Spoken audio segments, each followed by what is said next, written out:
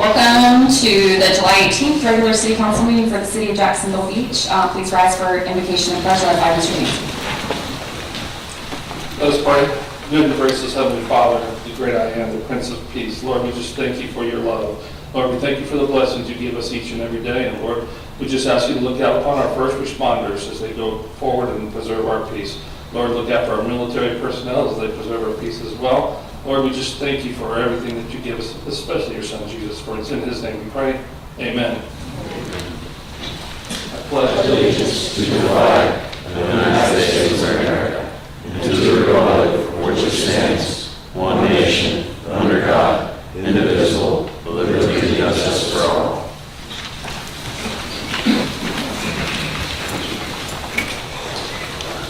Thank you. This meeting is called to order. Madam Clerk, roll call. Councilmember Dumont. Here. Councilmember Golding. Here. Councilmember Jansen. Here. Councilmember Beza. Here. Councilmember Nichols. Councilmember Stokes. Here. Mayor Hoffman. Here. Moving on to approval of minutes, item A. I move that we approve the minutes from the regular city council meeting held on June 20th, 2022. Second. We have a motion and a second. Any questions or comments? All in favor, please signify by saying aye. Aye. Any opposed? Motion carries. Item B. I move that we approve the minutes from the city council briefing held on June 27th, 2022. Second. We have a motion and a second. Any discussion? Seeing none, all in favor, please signify by saying aye. Aye. Any opposed? Motion carries. Council announcements. The big one, happy birthday to our city manager, Stefopoulos. We will continue to give you the gift that keeps on giving, which is not singing happy birthday to you. You're welcome. Ms. Golding. Thank you, Mayor.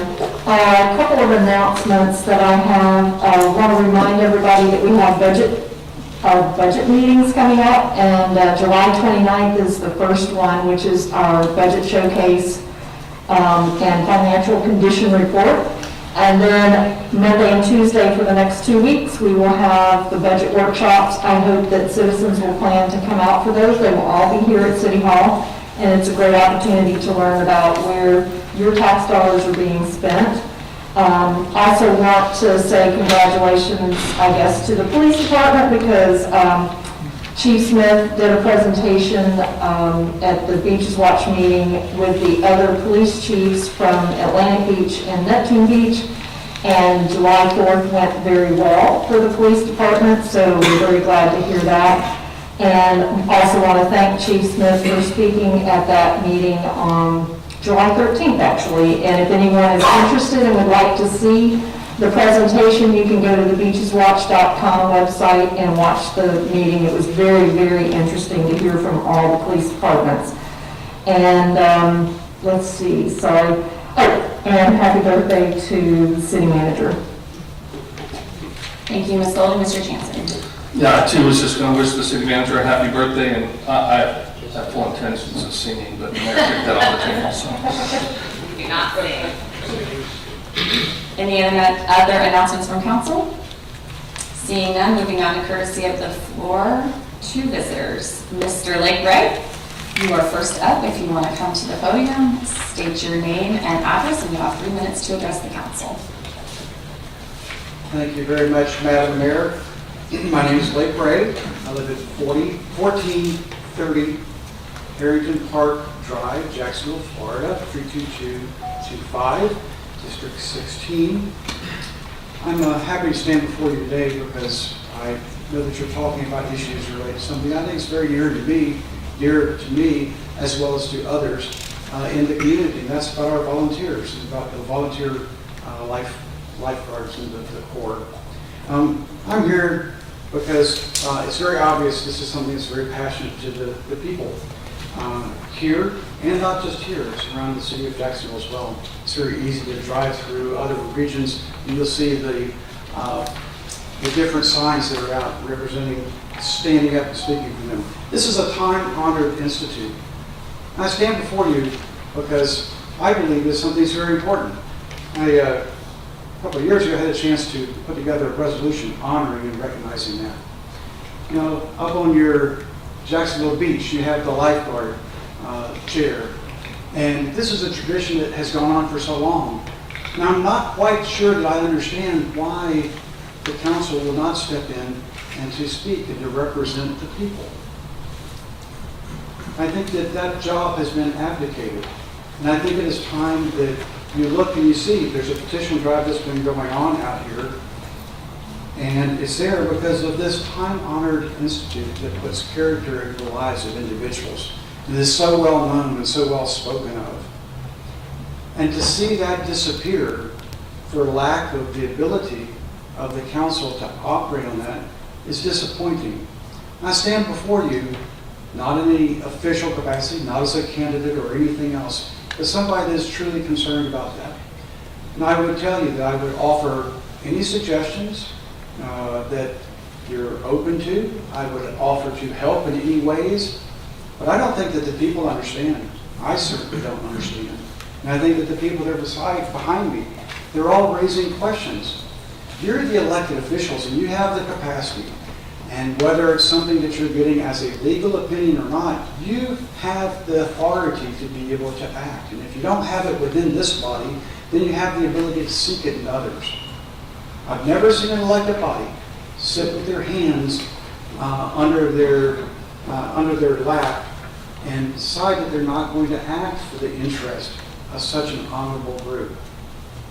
I would offer any opportunity to help and to assist, whether that's the incoming senator, with Clay Yarbrough, or others. I look forward to having an ongoing conversation and hope that when you see those petitions, rather than waiting on a ballot, you'll act on those and do the right thing.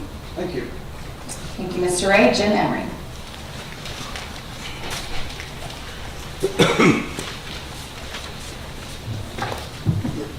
Jim Emery, 1764 Maritime Oak Drive, Atlantic Beach. Madam Mayor and council members, thank you for this opportunity to speak this evening. I'm here representing the Volunteer Life Saving Corps to let you know that due to the unbelievable efforts of our members and supporters, we were able to deliver 3,820 notarized petitions to the supervisor of elections this morning for certification. These petitions were gathered in just 17 days, which is a very strong indication of the deep-rooted backing that the VLSC has for your constituents. I'm accompanied this evening by Jason Gabriel and Rita Mears of the law firm of Burr and Foreman to explain the referendum process as they have explained it to us, so that we all have a mutual understanding of the process. We wish the format could be different, but we were unable to get on the agenda for this evening's meeting. Thank you again for your time.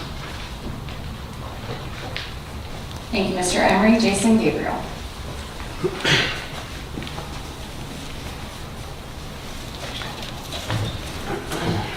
Good evening, Jason Gabriel. I'm with the law firm of Burr Foreman. I'm here today with my colleague Rita Mears from the law firm, and we're here on behalf of the Volunteer Life Saving Corps. Some of the representatives are here in the audience, and thank you, Mayor Hoffman and Michael. Happy birthday. Council members, thank you for your time. I'll be pretty quick because we have a short amount of time here today, but as Mr. Emery just stated, as of 11:45 a.m. this morning, 3,820 petitions were dropped off with the supervisor of elections for their review and verification and certification.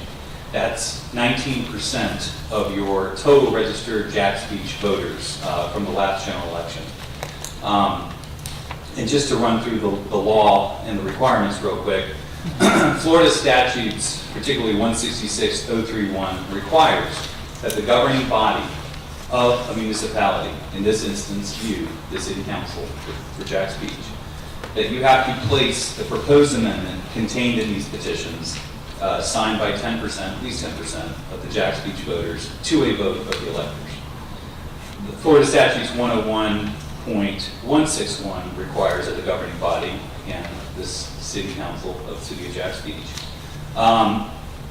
place the public measure on a ballot via an enabling ordinance or resolution.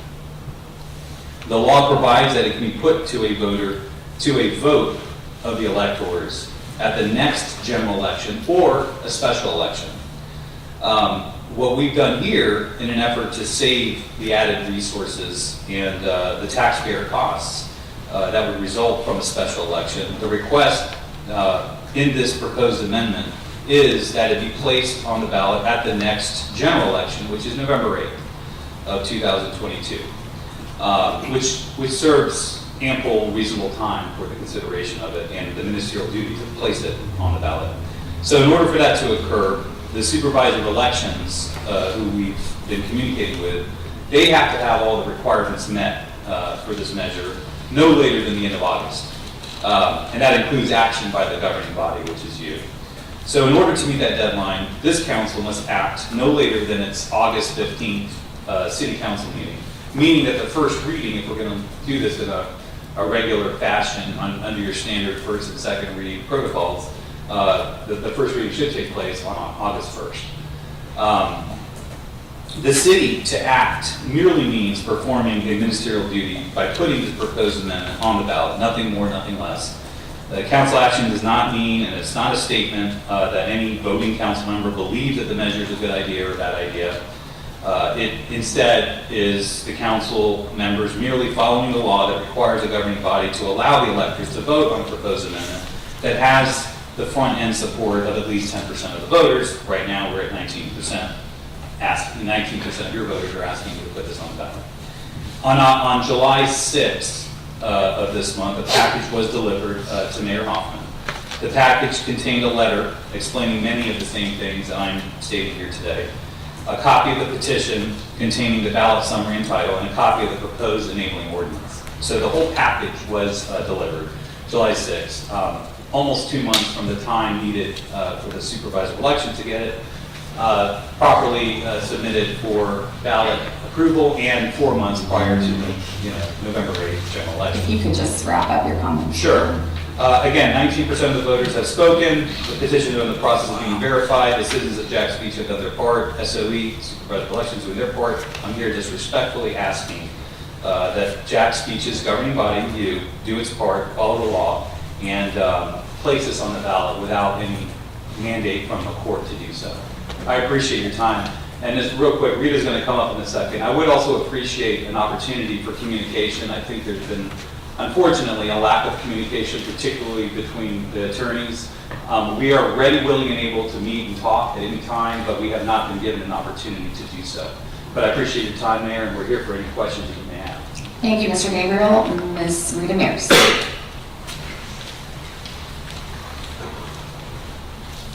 Thank you for this opportunity, Rita Mears with the law firm of Pier Foreman.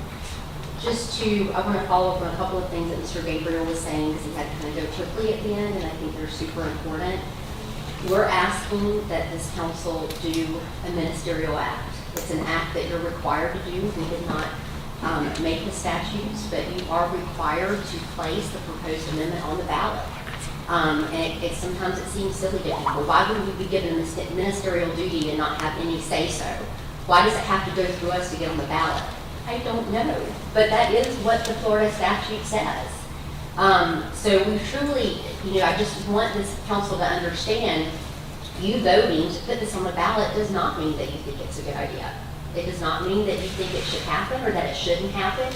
It means that you're doing your duty, which is to follow the law. And the law could not be more clear. There was some correspondence today stating that possibly the council was not needed to be involved in this process. Guys, that is absolutely 100% untrue. And I can tell you, and I'm sad to say this, I have never had a situation where I have been stonewalled by a city government like I have this week. I could outline and send you the emails, Ms. Robinson, I've been told on a number of occasions has gotten back with us. She's gotten back with us to say that there's not time for us. What good is it to call someone? I could call someone 20 times, but if I would talk to them about why I'm calling them, I don't give any credit that way for her actually taking the call and saying, we'll have someone get back with you. Literally, it has been a 100% stonewall. So if you think about it, I know for a fact that city council members have been told not to speak with us. Even though we're not the firm handling the litigation, we're only dealing with the referendum, they've been told not to speak with us. That's okay. So what we would do, professionally speaking, as an attorney, is I would reach out to your attorney And that's how I would then speak to you, is through your attorney. Your attorney has not spoken with us, nor has Mr. Shepherd. Mr. Shepherd's never made one attempt. Where does that leave your citizens? If we can't talk to you and you can't talk to us, how do you tell your citizens what's up and what's down? Because, I mean, we're not perfect, but we are competent attorneys trying our best to follow Florida law. It's difficult here at the beach because there's not a referendum process outlined, so we're having to kind of find our way through this. This is a very unusual process. You don't generally see citizen-initiated referendums, but guys, here we are. The political power is inherent in the people. It is a constitutional right. It may be inconvenient, it may be hard, it may be confusing, but I promise you this group is not going to go away. And we thank you for your time. Thank you, Ms. Mears. Mr. Ken Marsh.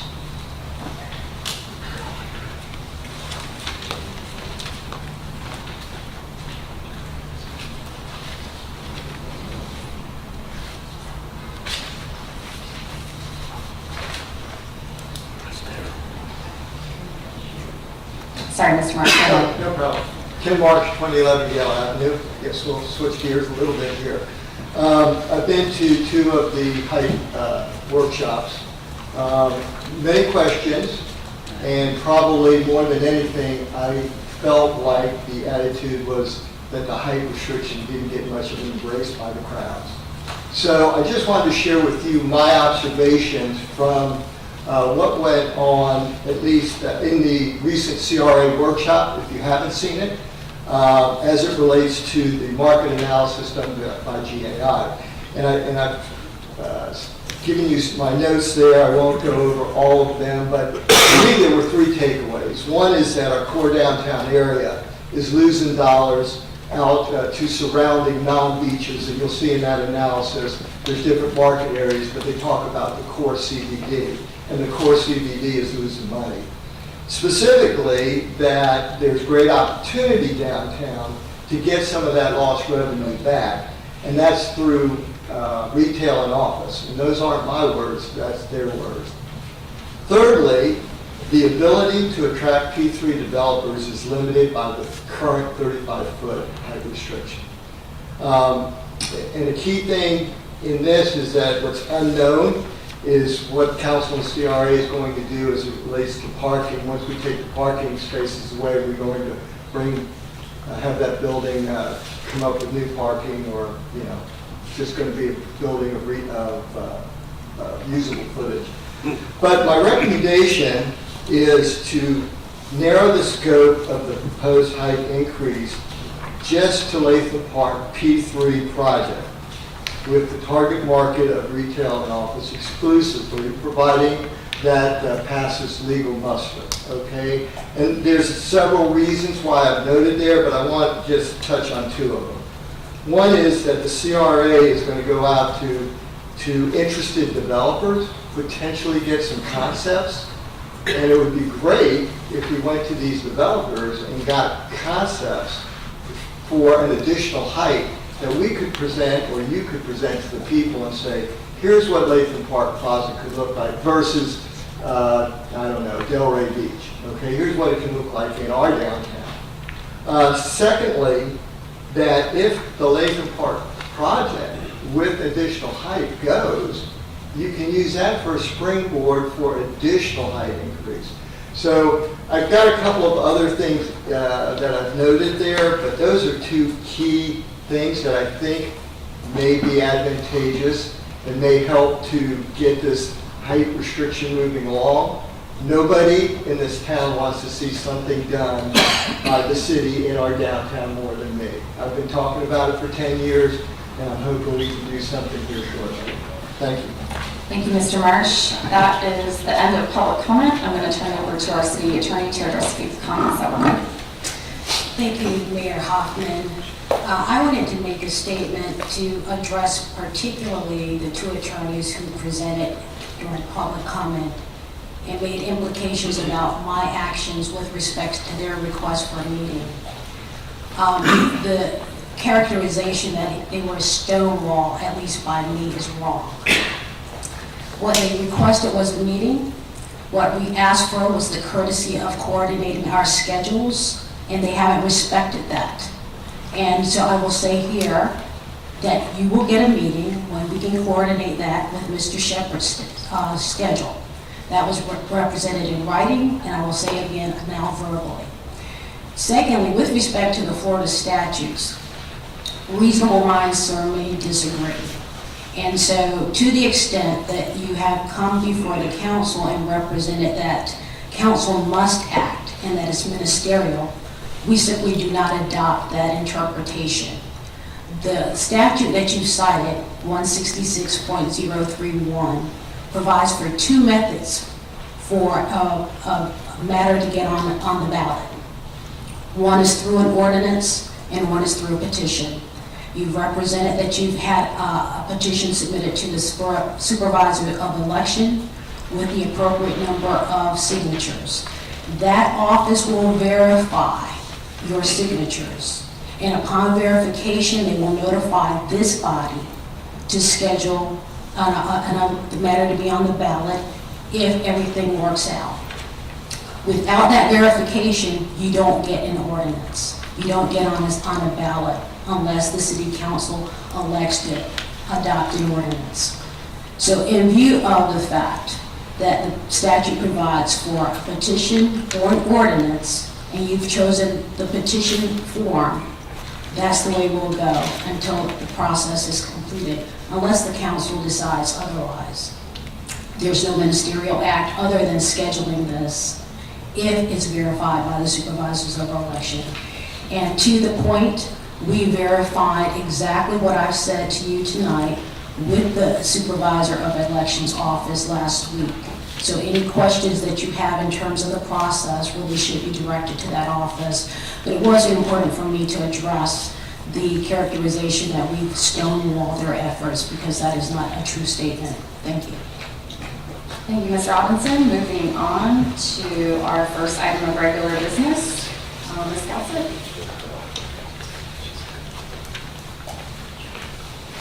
Good evening, Mayor and Council. Before you tonight, we have the monthly financial reports for the month of June, which represent 9 months of activity or 75% of the annual budget. And available to answer any questions that y'all might have. Thank you. Thank you. Can I have a motion? I move that we accept the monthly financial reports for the month of June 2022. Second. We have a motion and a second. Any discussion by council? Seeing none, Madam Clerk, roll call.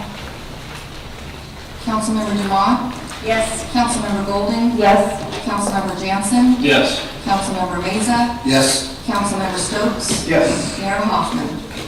Yes, motion carries. Item B, Dennis, I'm sorry, Mr. Barron. Park yourself up at the podium. You're going to be there a lot. Thank you, Mayor and Council. Dennis Pier, Director of Public Works.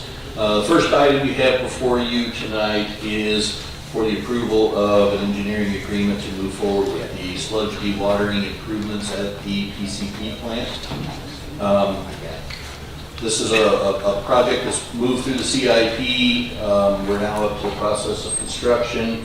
We're beginning to, let me say, finish the design to get towards construction. We completed a study early to determine what method we wanted to do for dewatering. And now we're working ahead with Wright Pierce to be able to design the actual facility. You see on the screen up there, you've got a green arrow pointing to the existing dewatering building. That building will become removed upon the completion of this project. And right now, the blue shaded area is the proposed area to try to put the new systems in. The old system has been there over 20 years. The expected life on these is usually around 20 years, so we're at the end of life for the actual dewatering itself equipment. However, the building itself, as many of you have noticed or might have seen, is severely degrading around the actual equipment that it's trying to protect.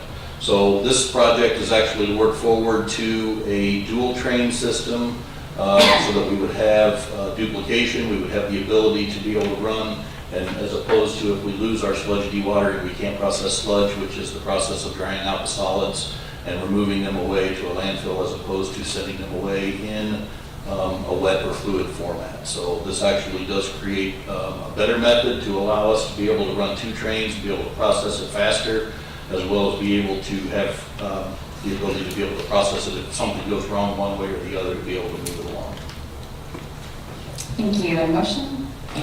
I move that we approve an agreement with Wright Pierce for engineering design services for sludge dewatering improvements and authorize the mayor and city manager to execute the final agreement. Second. We have a motion and a second. Mr. Stokes? Hi, Mr. Mayor. Question relates to, when I was reading it, it mentioned that the system that we're going with, one of the cons is odor. And at least I'm pretty sure that's the same system. This was one of the cons. And my only concern is by somebody who likes the Jack's Beach Golf Club tremendously, is that when the wind is blowing from the east, the smell is already bad. And just want to make sure that when we do the new building, we look to mitigate that as much as we can, because when the wind's blowing the other way, it's obviously blowing into residential as well. So that would be my only ask, is that we try to mitigate the odor as much as possible with the new system in the new building. So odor control is included as part of the design. Whether or not it continues to stay in as part of the construction process, that a lot of times comes down to dollars and cents when the project gets towards that engineering's estimate of cost. What we've seen is a lot of projects, costs are going up significantly, so this is one of those pieces. Our current plant, our current sludge dewatering building doesn't have any sort of smell resistant ability, odor control, but the new building is intended to have the design to pull that out and be able to process it. So it actually should be a better scenario than what we have today, as long as we continue to take it all the way to construction. Excellent, thank you. Mr. Mesa? This is more of a comment. I'm just glad we're going from doing this. I know you made a comment when you took me on a tour about the building. So I'm glad we're doing this, and I look forward to the new building and the new design. Thank you. See no other lights on the board, Madam Clerk, roll call. Councilmember Golding, Yes? Councilmember Jansen, Yes. Councilmember Meza, Yes. Councilmember Stokes, Yes. Councilmember Dumont, Yes. Mayor Hoffman. Yes. Motion carries. Item C, Mr. Barron?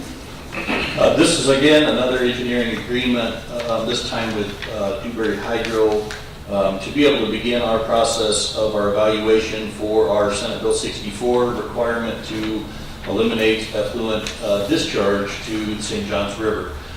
So this is coming before you simply because it begins to be funded and budgeted coming up in the next upcoming year. This kicks the project off. We've received our temporary, I guess, approval of our plan that we put together that I've shared with you all for how we're going to solve this particular problem. It's kind of conditional approval, and the reason it's conditional is they haven't put the rules in place that say how we're going to make this stuff happen as far as at the level. So we don't have any rules in place for potable reuse, indirect or direct, or some of these other methods that may be used to be able to do this. So this kind of kicks it off. It gets us a new reuse master plan, which will kind of polish up something that's been sitting in the closet for a while, and kind of relook at a lot of our parks and a lot of our other areas to see how much additional irrigation can we provide to help eliminate some of that surface water before it ever becomes a part that we have to look at recycling. Thank you. And motion?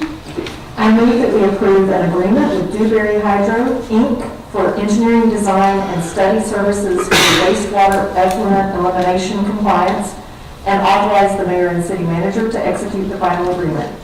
Second. We have a motion and a second. Any comments? Mr. Stokes, the golf course plays a major role in this one too. Thank you, yes. Well, I was actually was thinking about that, and then was wondering, you mentioned that we were looking at the 3 beaches communities. I was wondering if we had looked into St. Johns County at all for wastewater use. I know northern St. Johns County has a lot of golf courses that need water, and I don't know if there's any opportunity to look into that area as well.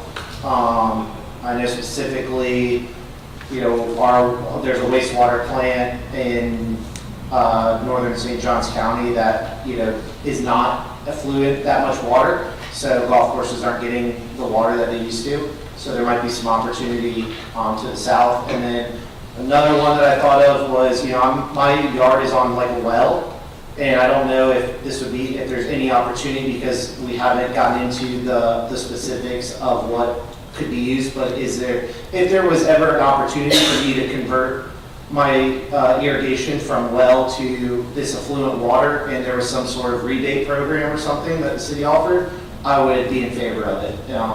Because a well is, it's electricity, where if I could get free affluent water for irrigation, I would be all over it. So I don't know if there's an option for the future, but it's something that I thought of when I looked at this.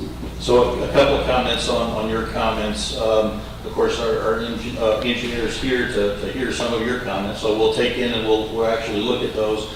It does become a little bit of a slippery slope, because as of currently, the only effluent that we process for irrigation is for municipal use. So it goes to our parks and our boulevards and our areas. And we already have a couple of opportunities of particular areas that are interested in our irrigation expansion. However, it becomes tricky, because the minute you enter the opportunity to sell, I got to clear that one for you too, it won't be free. Before we can clear the opportunity to sell this irrigation water, we have to be able to provide it consistently. So of course, we're going to want to make sure our golf course gets the amount they need first and foremost, and then as we begin to attach users, we have to start subtracting off of that list and determine that we can feed it, because it's going to be, when you have a paying customer that says they want X amount of irrigation water and you can't do it because we need to send it to the golf course and it's an overly dry year, that'll put us in a predicament that we may not want to be at. So that's part of the things that we're going to be addressing, is the couple that we've been approached by to be included. They're easy because they're across the street, so it works out really easy. However, we got to evaluate all that and determine it. The concept of completely plumbing the entire town with purple pipe would create another additional utility amongst the 3 utilities that I have, including stormwater and wastewater and water. So that would have a huge infrastructure requirement that would have to go with it. So I can tell you at this time, we're not really considering that to be an option, a viable option, simply because we couldn't provide it to the entire community. The cost would be too exorbitant to begin at this late stage in the game. Thank you. Thank you, Mr. Barron. Any other comments? Seeing none, Madam Clerk, roll call. Councilmember Jansen? Yes. Councilmember Meza? Yes. Councilmember Stokes? Yes. Councilmember Dumont? Yes. Councilmember Gold? Yes. Mayor Hoffman? Yes, motion carries. Item D. Mr. Barron. Surprise.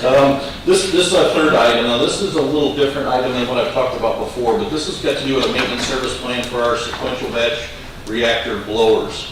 So if you remember last month, you all approved an invoice in the amount of $38,000 for repair and replacement of a blower.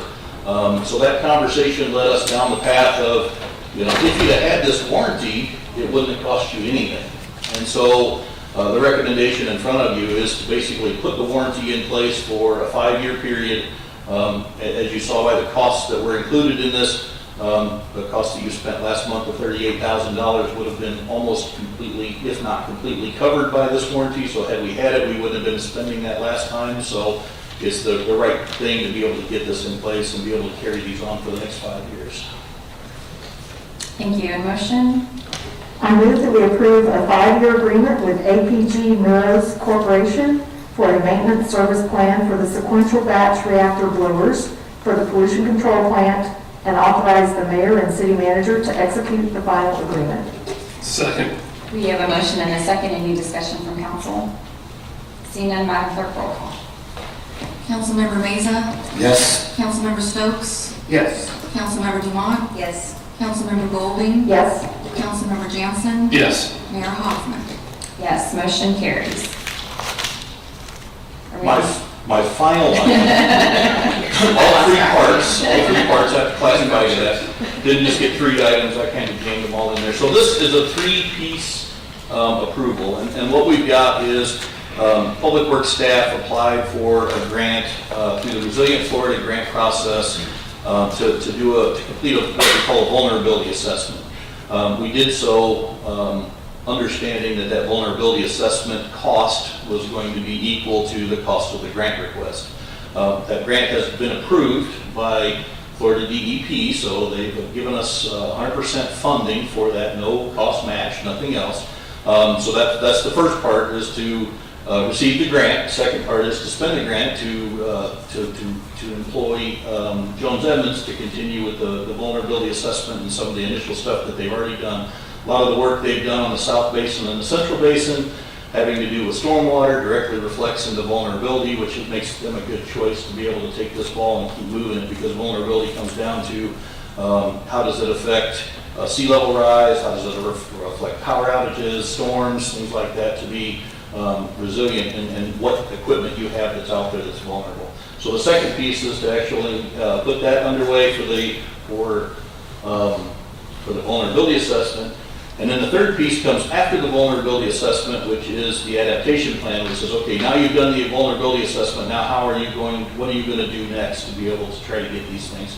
So most of the money that's included on this part of this grant process is part of a larger funding grant and funding opportunity for anything that's listed in those vulnerability assessment becomes eligible, not necessarily guaranteed, but it becomes eligible for additional funding for replacements or for repairs at a matching cost. So this kind of sets us up for the next batch that we can try to go after to get some additional grant funding.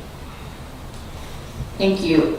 Since we have 3 motions in a row, let's just go ahead and do questions and comments now, and then we'll do the motions 3 up, 3 down. Any comments or questions from council?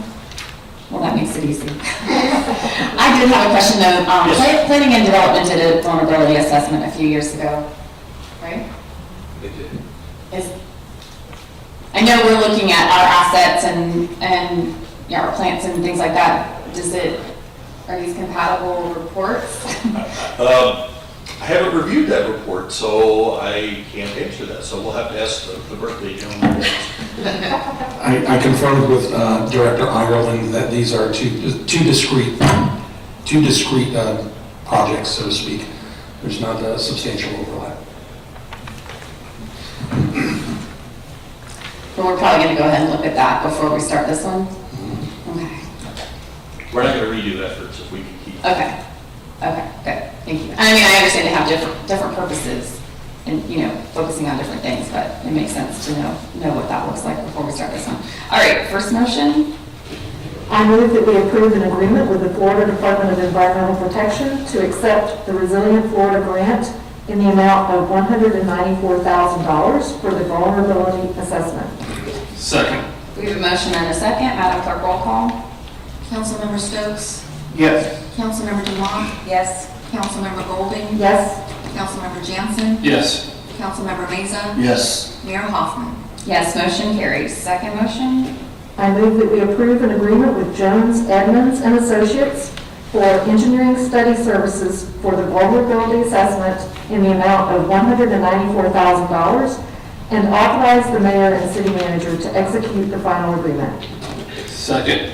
Motion and a second. Madam Clerk, roll call. Councilmember Dumont? Yes. Councilmember Golding? Yes. Councilmember Jansen? Yes. Councilmember Meza? Yes. Councilmember Stokes? Yes. Mayor Hoffman? Yes, motion carries. Third motion. I move that we approve an application with the Florida Department of Environmental Protection to apply and accept the Resilient Florida Grant in the amount of $75,000 for the adaptation plan, Second. We have a motion and a second. Madam Clerk, roll call.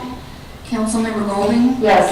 Councilmember Jansen? Yes. Councilmember Meza? Yes. Councilmember Stokes? Yes. Councilmember Dumont? Yes. Mayor Hoffman? Yes, motion carries. And I just want to say thank you for going for a grant, especially in this area. There's a lot of state and federal money available, so I'm glad that we're able to pull some of that down. Yeah, this is the first. We actually have 2 others that are in queue.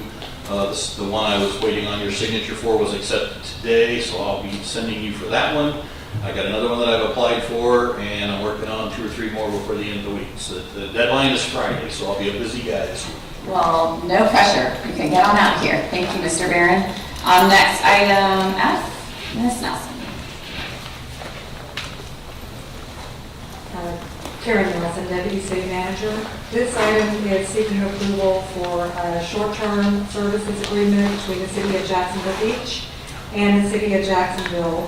This will enable the City of Jacksonville Beach to assist the City of Jacksonville with pier management and operations for a period of time not to exceed 6 months.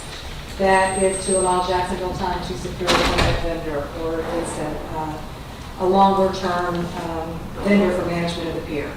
So under this agreement, the City of Jacksonville Beach will be responsible for opening and closing the pier approximately sunup to sundown. We will not be responsible for providing staffing on the pier during the operating hours. The City of Jacksonville Beach will be providing trash removal to collect the garbage cans once a day on the pier, and we will be providing pressure washing of the pier once a week. That's the extent of our participation, but of course we are working with Jacksonville to try and secure the best transition that we can, and coordinating messaging so that we're all providing up-to-date information to our citizens. We did verify with Jacksonville today that they do have a fishing license in hand. It's a public fishing license. So they are prepared to open the pier for fishing on July 20th, as we originally posted and promised. As far as the trash receptacles on the pier, we currently have 4. The pricing that I gave you all in the memo was based on 30 garbage cans on the pier. Jacksonville has verified today that they're going to start with just 6. So they're going to add a couple of additional receptacles and spread those out. So this pricing that you're seeing of $2,600 a month will come down. That's based on 30 cans. I'm here to answer any questions that you may have. You want to do a motion first? Yep, thank you. Motion. I move that we approve an interim short-term services agreement with the City of Jacksonville for the operation of the Jacksonville Beach Pier, and authorize the mayor and city manager to execute the final agreement. Second. We have a motion and a second. Ms. Dumont. Thank you. For Jacksonville's duties, or what they say that they're going to do, with regard to security, it says to the extent that security is provided. Does that mean that they don't have to provide security? It does not, but we didn't feel that it was appropriate for Jacksonville to make a commitment in this agreement, this short-term interim agreement, as to what they may or may not put on the pier in terms of attendance, attendees, or security. Naturally, the City of Jacksonville Beach Police Department will be responding if there is any incident on the pier that requires a police presence.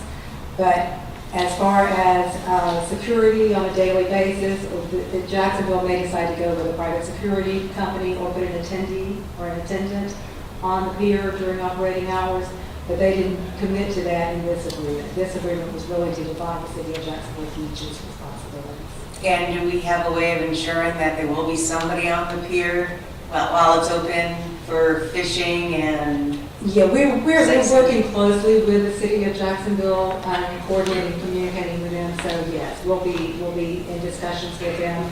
And again, our police department is willing to help out where we need to. And obviously, Jacksonville will reach out to us. But it won't be the additional resources. Because for the last 2 weeks, it pushed the police department, and we are not staffed to be able to make sure that we always have somebody out there from the police department to watch people fish. That's correct, and that's why we did feel it important to at least memorialize that in this agreement that the City of Jacksonville Beach will not be responsible for staffing or security on a full-time basis on the pier. So the Jacksonville has assured us that they will be on site. Their staff will be on site tomorrow and Wednesday, and some of our staff will be there as well, so we can further coordinate with the daily operations. Okay, thank you. To be fair, it was to watch people not fish. Right. It was to watch people not fish. Although they were. Ms. Golding. Thank you, Mayor. So I know this is a short-term agreement, so what, maximum 6 months, right? But I do have a question about the City of Jacksonville's responsibility that is listed as performing landscape maintenance at the pier entryway. Does the City of Jacksonville currently provide any kind of landscape maintenance anywhere in this area, because my concern is that how frequently is this going to be done, and what exactly are they going to do, and what is it going to look like? I do not believe that they currently provide any landscape. And city manager can correct me if I am wrong or if I'm missing something, but as far as I know, they're not currently providing that. So in the short term, we will continue to coordinate with them. If there needs to be some supplemental services provided by our grounds maintenance, I'm sure that we will make sure that that gets taken care of. Okay, thank you. Yeah, just to add on to that, we did have a meeting last week with the city of Jacksonville. One of the things we discussed is that the CRA has an upcoming Pier entranceway beautification project. For those that have been out there, you also know that this has been and will continue to be for a period of time an active construction zone with everything going on. So, we'll work with them, and we will continue to try and make it as easily accessible as possible, with an understanding that at some point in the very near future, we will go through a beautification process that enhances that entire area. But yeah, right now, there's no landscaping maintenance going on. But ultimately, whenever we go to a long-term agreement, whose responsibility, what's the expectation as far as the landscape maintenance? What are we thinking we're going to have? That's one of the things that we'll be discussing with them. Okay. What we talked about was the fact that Jacksonville and Jacksonville Beach have not done maybe the best job in coordinating service delivery for the pier and the surrounding area. So there's a lot of opportunity for us to keep that communication open and to keep the partnership going forward, starting with this reopening of the pier and working on through oversight of the vendor, maintenance of landscaping and other physical amenities that are out there, and finding out how our role can be one of supporting what goes on there and also help guiding the use of that area for the benefit of our residents and visitors.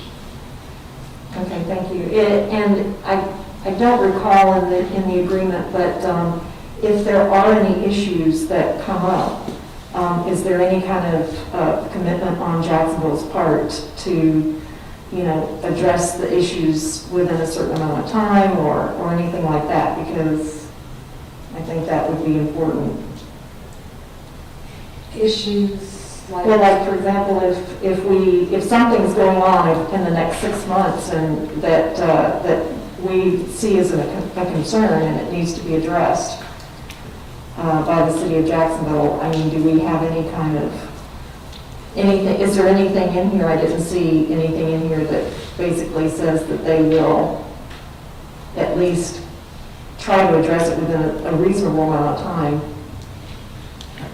I'll take that one. One of the things that you may note is that when you look at this agreement, it's not what you would consider to be a traditional agreement.